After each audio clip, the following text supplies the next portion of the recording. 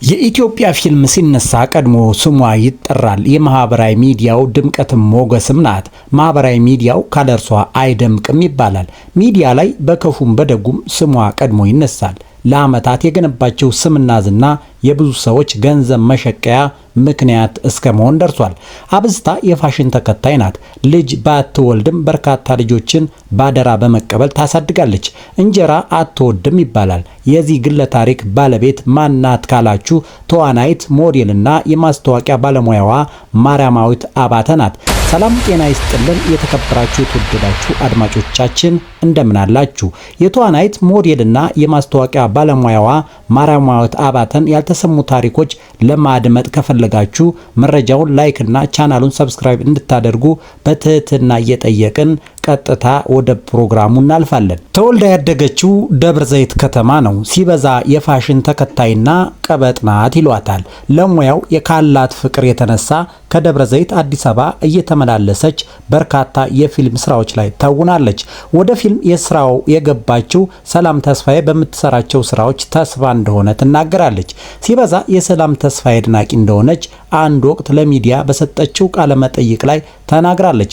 ይህ ብቻ ሳይሆን ፊልም የሚሰራ ሰው ቀና ብላ እንደማታይ ትናገራለች። እስከ 11 ዓመቴ እንጀራ አልበላም ነበር ትላለች። ከእንጀራ ይልቅ ፓስታ መኮሮኒ አዘውትራ እንደምትጠቀም እና የእንጀራ አድናቂ እንዳልሆነች ትናገራለች። ሁለገቡ አርቲስት ማርያማዊት አባተ ቀንደኛ የቡና ደጋፊ ናት። ቡናን እስከ ጥግ ትደግፈዋለች። የቡና ክለብም የሚመካባት አባሉ እንደሆነች ጠንቅቆ ያውቃል። ይህች ዘናጭ ሞዴል ተዋናይትና የማስታወቂያ ባለሙያዋ እስካሁን አላገባችም። ትዳር ካሰብኩት ግብ የሚከለክለኝ መስሎ ስለሚታየኝ አላገባም ትላለች። በርካታ ፊልሞች ላይ ተሳትፋለች። ፊልም ስትሰራ ደከመኝ ሰለቸኝ አታውቅም ይሏታል የቅርብ ጓደኞቿ። እንሳሮ፣ ጥምቆራጭ፣ ዳገቱ ላይ ይዋጣልን ከሰራቻቸው ፊልሞች መካከል ይጠቀሳሉ። ሲበዛ ዘናጭ መሆኗን ተከትሎ ለልደቷ የምታዋጣው ገንዘብ ከሰርግ በላይ ነው ይባላል። ማርያማዊት የፋሽን ተከታይ ብትሆንም ጎን ለጎን የባህል ልብስ አድናቂም ናት ይባላል።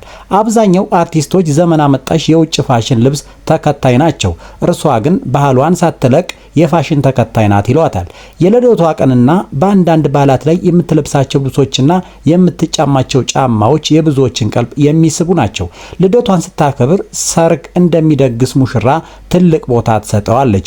የምታወጣው ወጪ ከሰርግ ወጪ ቢበልጥ እንጂ አያንስም ይላሉ። በኢንስታግራም ከፍተኛ ተከታይ ካላቸው አርቲስቶች መካከል በግንባር ቀደምትነት ትጠቀሳለች። ማርያማዊት ዘናጭና ሽቅርቅር መሆኗን ተከትሎ ብዙ ሰዎች በጎ አድራጎት ስራዎች ላይ ትሳተፋለች ብለው አያስቡም።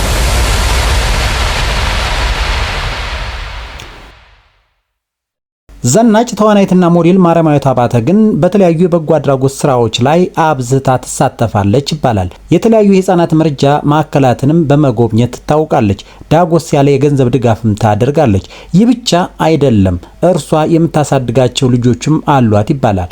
በስራዋ ቀልድ የማታውቀው ማርያማዊት አባተ በቢዝነስ ስራዋ ጠንካራ እንደሆነች ይነገራል። ጠንካራ ሰራተኛ በመሆኗ ራሷንና ቤተሰቧን አንቀባራ ታስተዳድራለች። በማስታወቂያ ስራ ከፍተኛ ተከፋይ ናት ይባላል። ለቤተሰቧ ታዛዥና ተወዳጅ ልጅ ናት ይባላል። በቤተሰቦቿ ተቀማጥላ እንዳደገች ይነገራል። የተሳተፈችባቸው የፊልም ስራዎች ሁሉም በሚባል ደረጃ ተወዳጅ ናቸው። ላብነት እንሳሮን መጥቀስ ይቻላል። ትናንትና ደግሞ ከጌታቸውና ከዳንኤል ተገኝ ጋር የሰራችው ፀሐይ የሚባል ፊልም ተመርቆ ለእይታ ቀርቧል። በዚህ ፊልም ላይ ላበረከተችው ድንቅ ትጋት ከፊልም አዘጋጁ ሽልማት ተበርክቶላታል።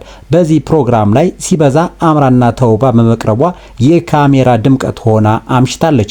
አንዳንዶች ማርያማዊት ቆንጆና ሽቅርቅር ብትሆንም ሰርጀሪ እንደተሰራች ይናገራሉ። አንድ ሰሞን ማህበራዊ ሚዲያው የእርሷን ሰርጀሪ መሰራት ትልቅ አጀንዳ አድርጎ ይዘግበው ነበር። የሆነ ሆኖ ማርያማዊት አባተ በዱባይ የተንደላቀቀ ቤት ገዝታ ትኖራለች ይባላል። እኛም የዚችን ሽቅርቅር ዘናጭ ሁለገብ የፊልም ተዋናይት የማስታወቂያ ባለሙያና ሞዴል አስደናቂ የስራ ባህል በዚህ መንገድ አቀረብንላችሁ። እንዲህ አይነት መሰል ታሪኮችን አዘጋጅተን እንድናቀርብ ይረዳን ዘንድ መረጃውን ላይክ፣ ቻናሉን ሰብስክራይብ ማድረጋችሁን እንዳትረሱ እያልን የዛሬውን ፕሮግራም በዚህ አበቃን።